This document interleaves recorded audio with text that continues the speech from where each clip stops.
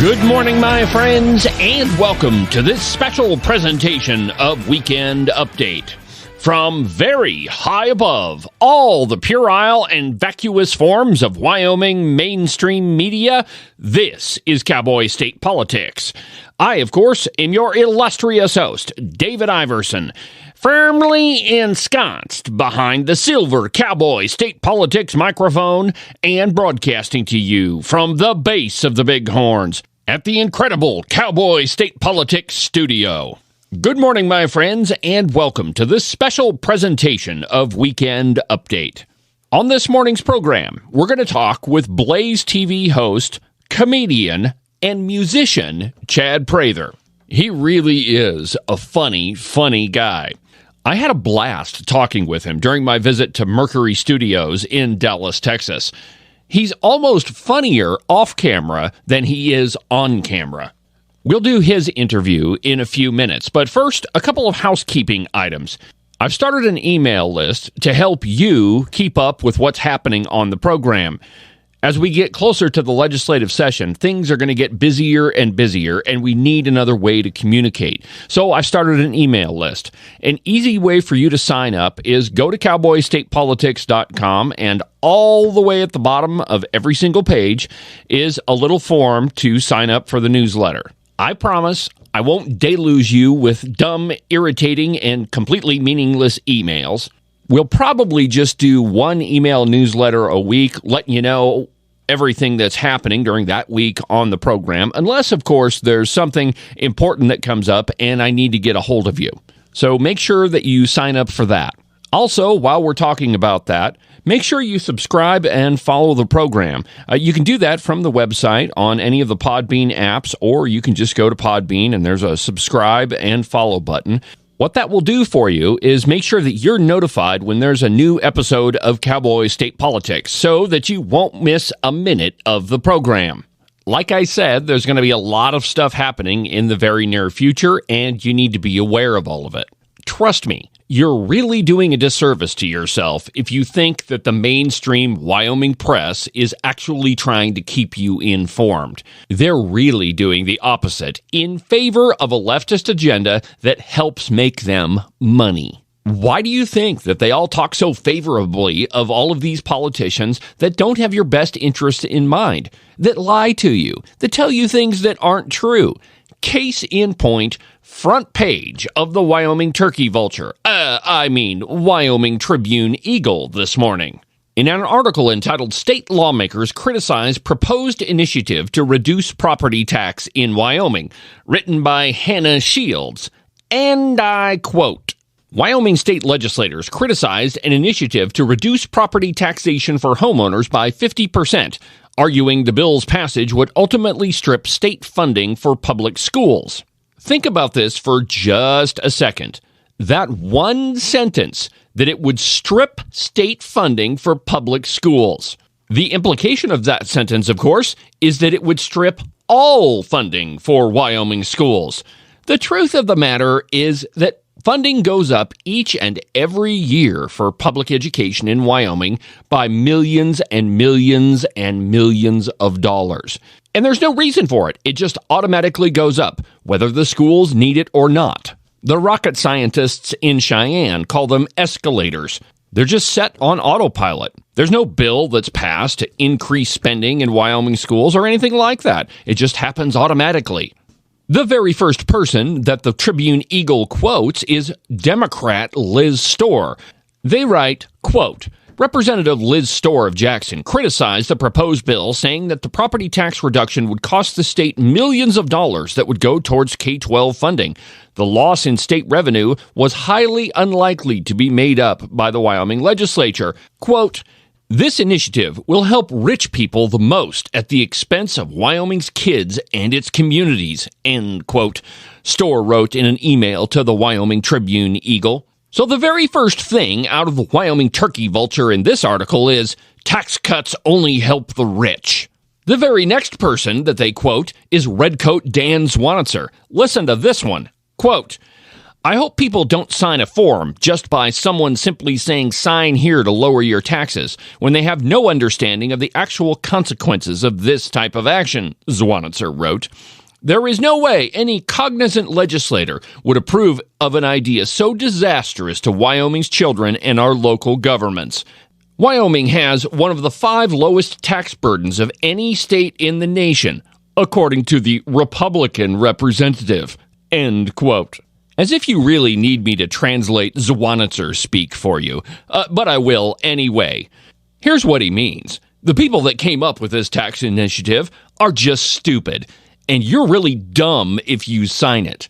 And that check you wrote to the county treasurer for your property taxes, it's not really as high as you think. In fact, you should be grateful that you're having to pay that amount. As if anybody actually believes that crap. Don't believe your eyes. Don't believe your ears. You just pay attention to what we're telling you. Because we're the smart ones. We'll help save you. Like that's ever really worked out that great for us before. Now, of course, there's no mention of the 21 bills, most of which that failed to address property taxes in the state of Wyoming.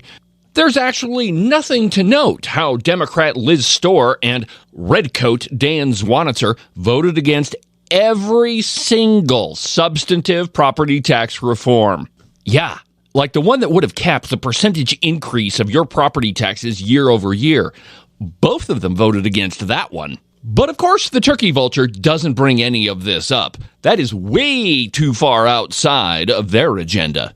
So anyway, you get the point. The politicians in Cheyenne are lying to you, and so is the Wyoming media.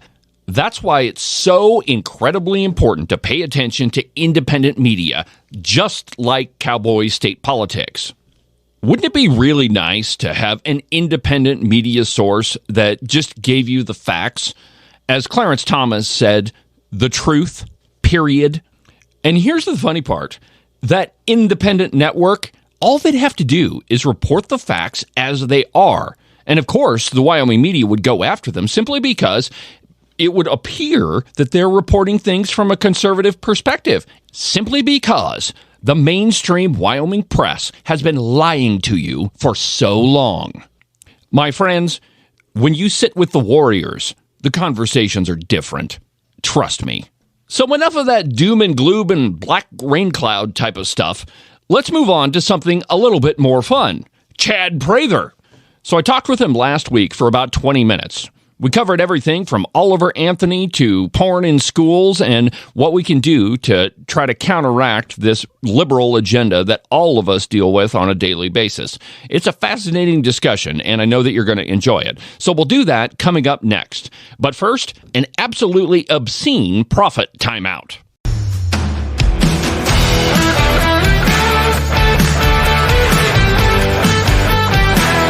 This special presentation of Cowboy State Politics is brought to you by Morton Buildings. If you're in the market for any type of structure on your property, whether it's a garage or a barn, or maybe you need a roping arena so you can do all that rodeo stuff when it's 20 below zero, or even a giant warehouse for your business, the two guys that you should really talk to are Nick and Jesse at Morton Buildings.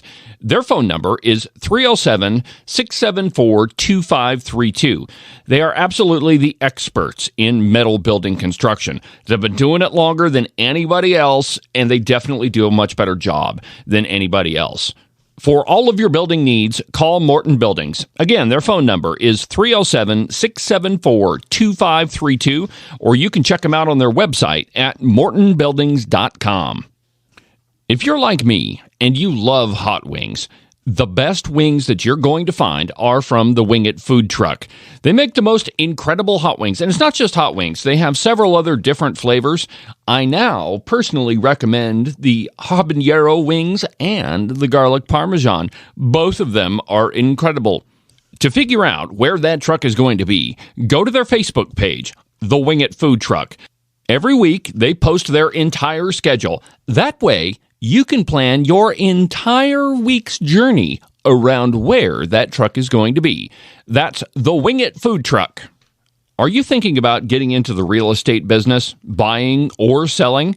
The very first thing that you should absolutely do is find a realtor that you can trust.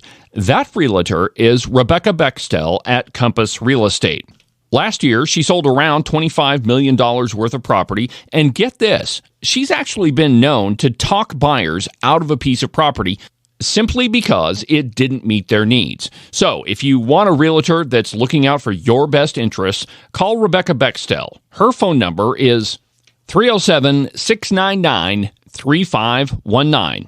Again, call Rebecca at 307-699-3519. And now let's get to my interview with Blaze TV host Chad Prather.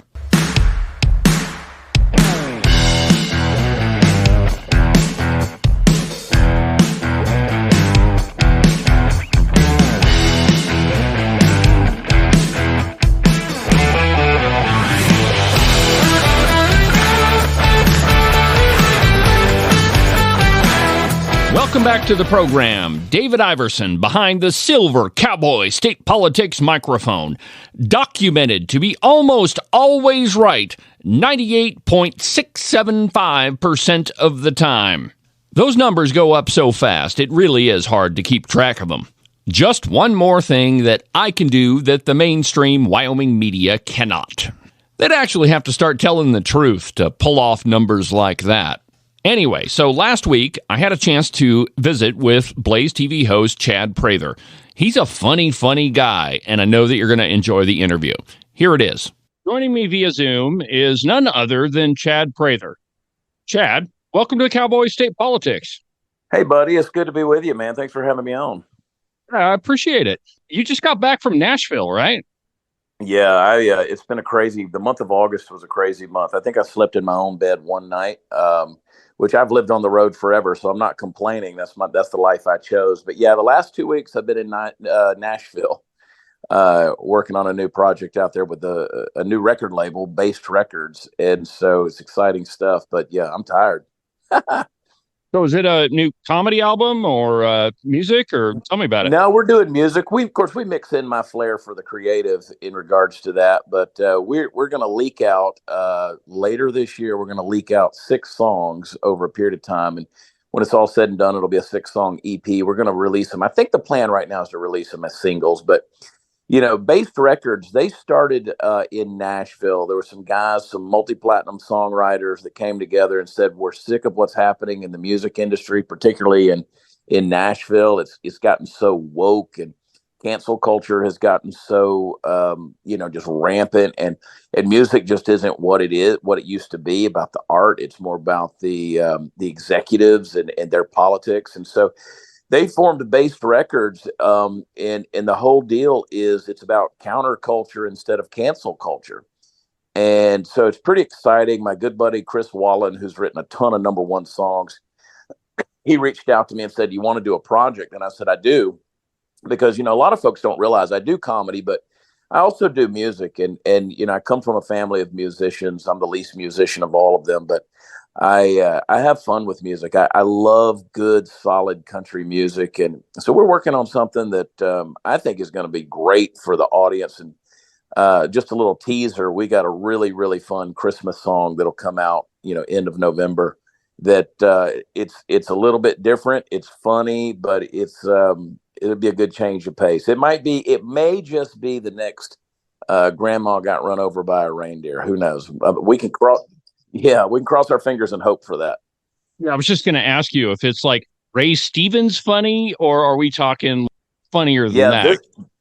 This song, that Ray Stevens is a good example of that. I've always done parody music when I do live shows, and we've recorded some parody songs, and I've written a lot of comedy songs. My 2020 album that was called Y'all Shut Up, we went to Nashville and did that one, and that was 8 original comedy songs. And that was a lot of fun. This one's going to take a little bit different vein. The Christmas song will be a little more tongue in cheek, and it'll be a lot of fun. We recorded that song week before last with some world class Grammy winning musicians in the studio, and I was so happy because when they were walking out of the studio, they were still humming that song. So that ought to tell you the level of earworm we're working with on that one. Well, that's one of the things I wanted to ask you about. Recently, there's been a couple of artists that they weren't even on anybody's radar. Like I'm thinking of like Oliver Anthony, Yeah. um, and his song. That thing just blew my mind as fast as it went across the country. And then I got to thinking about it, and I'm like, well, of course it went viral. I mean, that's exactly what everybody else is thinking. Yeah. Well, it's interesting. Having been in Nashville the last 2 weeks, I had a lot of conversations with people asking me what my thoughts were on the Oliver Anthony phenomenon. Is there a big marketing push behind him? Was there backing that nobody knows about? I said, well, if there is some corporate backing behind him, there's a couple of problems with that. One, there's no way they kept that as well hidden as they have. And two, if there's a marketing firm that is that good that can make it so that a guy who is unknown is selling half the songs that are being downloaded in the country in a week's time, then I want to hire that marketing firm. Nobody's that good, I mean, there's no formula to be that good. And when you listen to that song, I don't care how many times you listen to it. If you get it, you get it. And every time you hear it, it just sort of resonates the angst and the pain that he delivered that song with. It probably would not pass any Belmont University songwriting courses, but that just the pure heart that's behind it, you can feel the soul of it. And that's the kind of thing that, you can't just go, there's no formula for that. You just can't go out and produce that on a whim. And so kudos to him. I mean, it seems like he's got his head on straight and got his right priorities. And there's so many things he's still trying to just figure out. But I love the honesty and the transparency, what he just tells people, hey, look, I'm a baby Christian that doesn't know what he's talking about. Don't know much about politics. Don't know much about mainstream media. I just kind of feeling my way through this world. So, good for him. I mean, I saw the post pop up, and I don't know if it was on YouTube or if I got an alert or something, or even if somebody sent me the song, I clicked on it. What he was saying just completely resonated with my view of what's going on. I think it did with a lot of people. So yeah. I see that you finally took my advice and you've decided to get your hind end to Casper, and you're going to be there on the 22nd. So tell me about that show. What can people expect from you? Well, I think the last time I was in Casper, I think it was 2020. I always use Casper as a punchline because I love going up there. But there's a couple of good punchlines about Casper. I said, I used to go there every year and do a show, and great turnout. And I had this agent who would book me there. He lived in Beverly Hills, California. And he'd always put me there like the end of December, the 1st of January. And I would say, dude, we need to buy you a globe and an almanac so that you know that there's climates out there unlike Beverly Hills. I can remember leaving for the airport one early morning after a show the night before in Casper, and it was 5 below zero.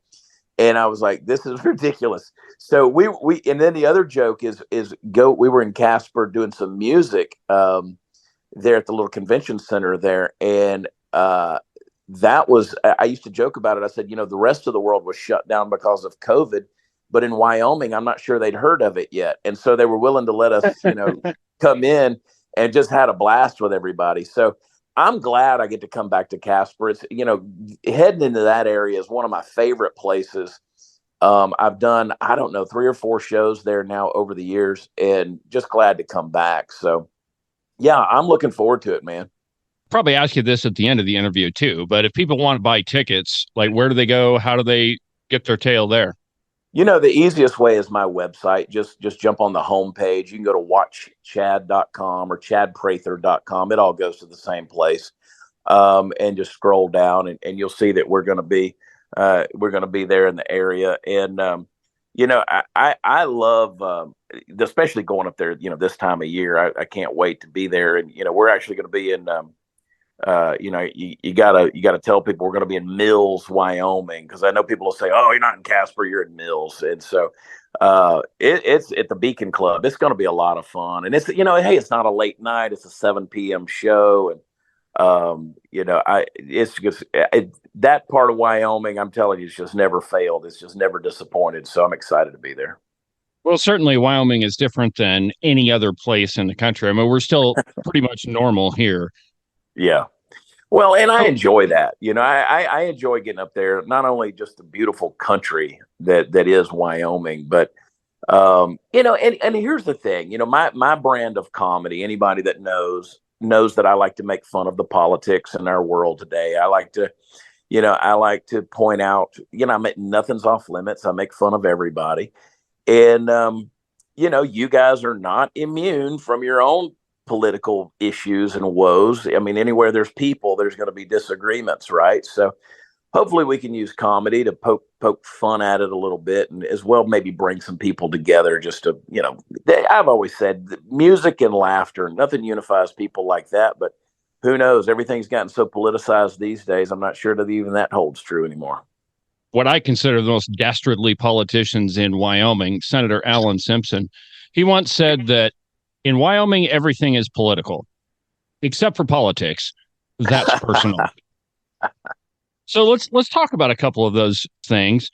I noticed on your Twitter the other day that you were kind of poking fun at our ridiculous commander in chief. I have a montage that's about 10 minutes long of all of his dumb things that he's said, and I can only get through about 5 minutes of it. So, what's your favorite dumb as a dung beetle moment from Joe Biden? I love the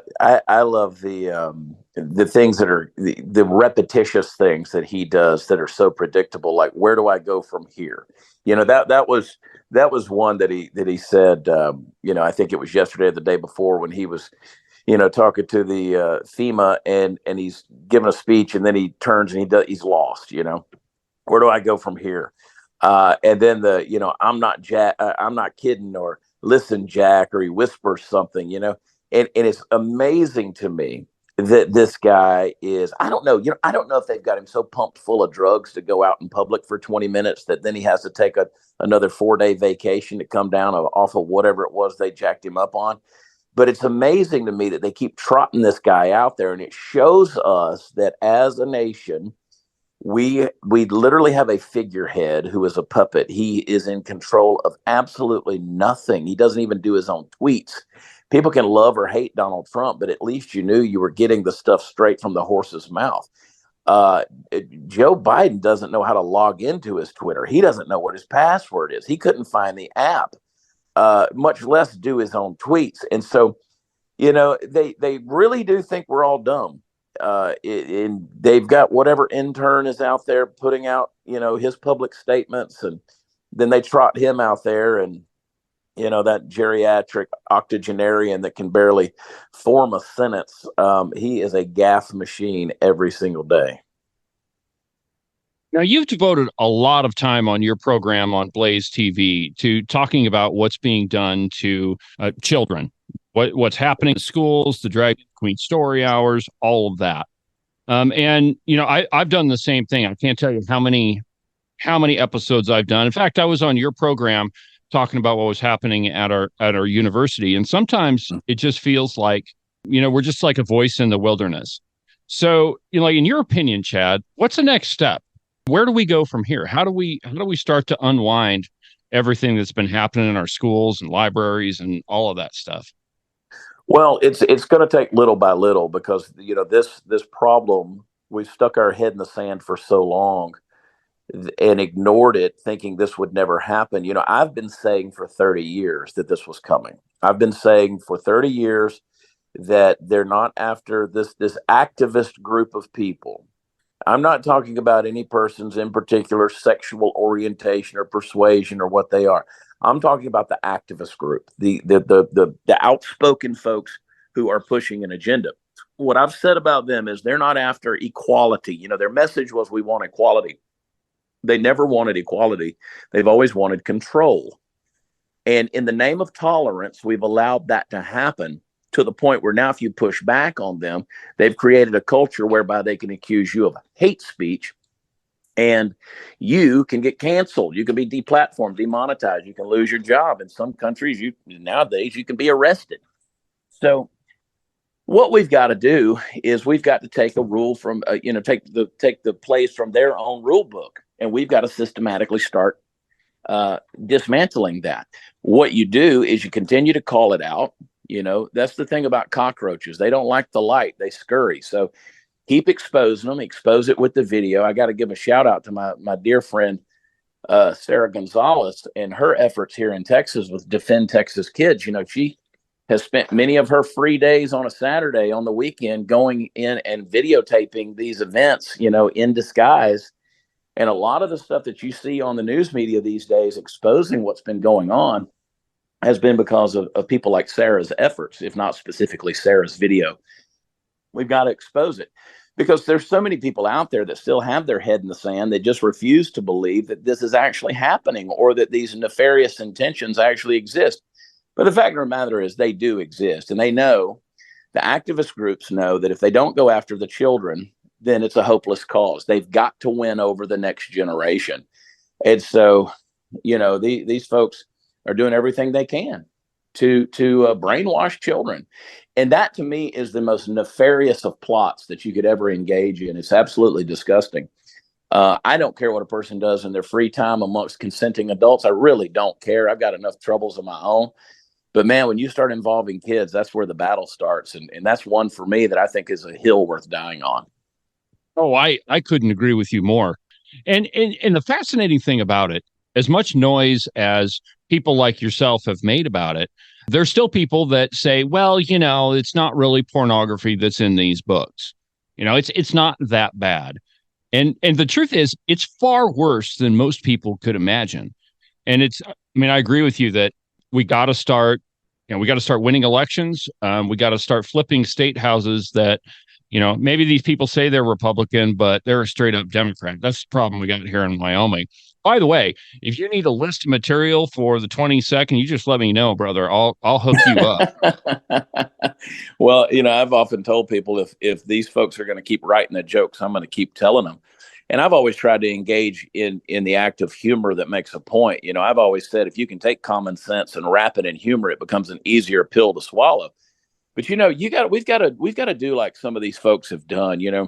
Where it was so funny. I went and got an hydration IV today after all this travel, and when the technician is sitting there, they're a captive audience. So we started talking about some of these topics, and she was asking me some questions, and I said, we live in a day and age of the tyrannies where, for instance, the Department of Justice, Merrick Garland, he started labeling parents that go to school board meetings and speaking out as domestic terrorists. And I said, kudos to these dads and these moms who go out and they just simply just start reading what's in these textbooks back to these school council boards, and they shut them down. And it's like, you can't say that that's not pornography. And they say, well, this is not the place to read that. But you're telling me a 10th grader can go into his school library and check these books out. And it's not even 10th graders. It goes all the way down to, to children, 4, 5, 6 years old. And that's what I mean. We've got to expose these things. And it's humiliating. It's embarrassing. It's just disheartening. But we got to do it.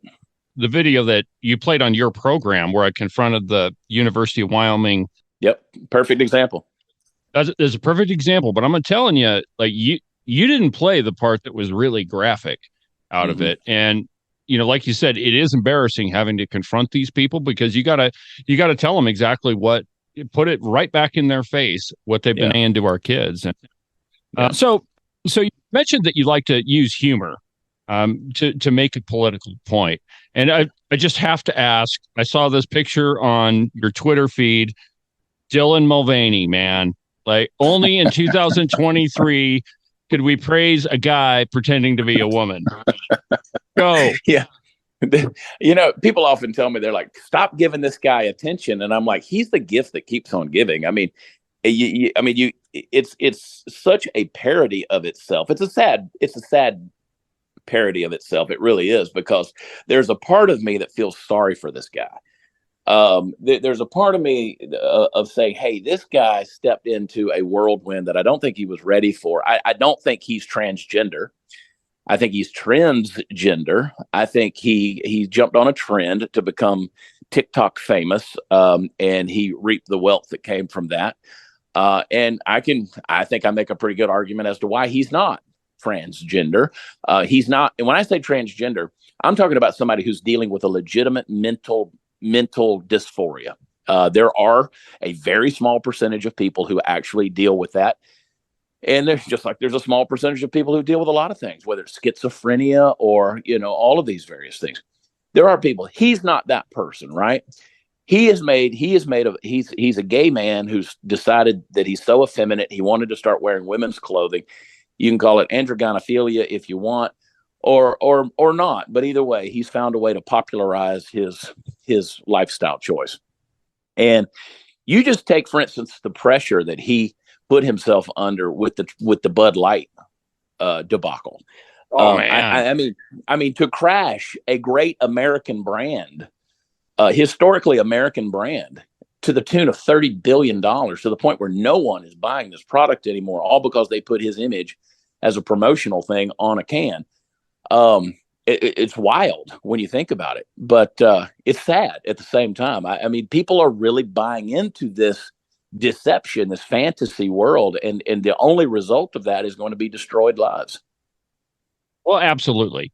And when I talk to people about this whole phenomenon, I'm just flat straight with them that the documented cases of people who actually are gender dysphoric it is a really small number. It's infinitesimal. Yeah, I mean, it's not even like my dad's. He's a scientist, and he would say that. Well, that's not even statistically relevant. I mean, it's so bizarre. Yeah. So, Chad, I don't want to take too much of your time, but I appreciate you coming on the program. Been looking to visiting with you for a while. So, once again, why don't you tell us about the show on the 22nd and how people can get tickets and come to see you? Yeah, folks, head over to what I call the most vain website address on the planet, watchchad.com. Very voyeuristic. Watchchad.com. Go over there. On the 22nd, I will be at the Beacon Club there in Mills, Wyoming. And I got to arrange some travel, man, because I got a show. I got 2 nights. I got South Dakota and Wyoming. So I got to get from place to place. And that's not always easy to do in that part of the world. But we're going to do it, man. And it's going to be a good time. So I encourage people to go grab a ticket and let's pack that sucker out. Well, I'm looking forward to it, Chad. Again, thank you very much. Thank you, brother. So Chad's going to be in Casper at the Beacon Club on the 22nd. And if you want to get tickets to that show, go to his website, watchchad.com.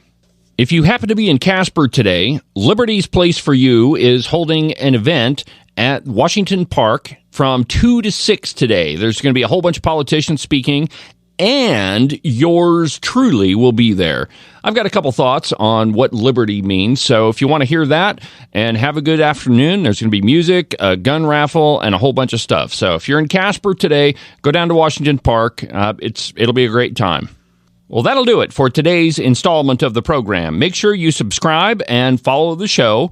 And definitely share the link to this episode. New episodes of the program are published every Monday, Wednesday, and Saturday morning.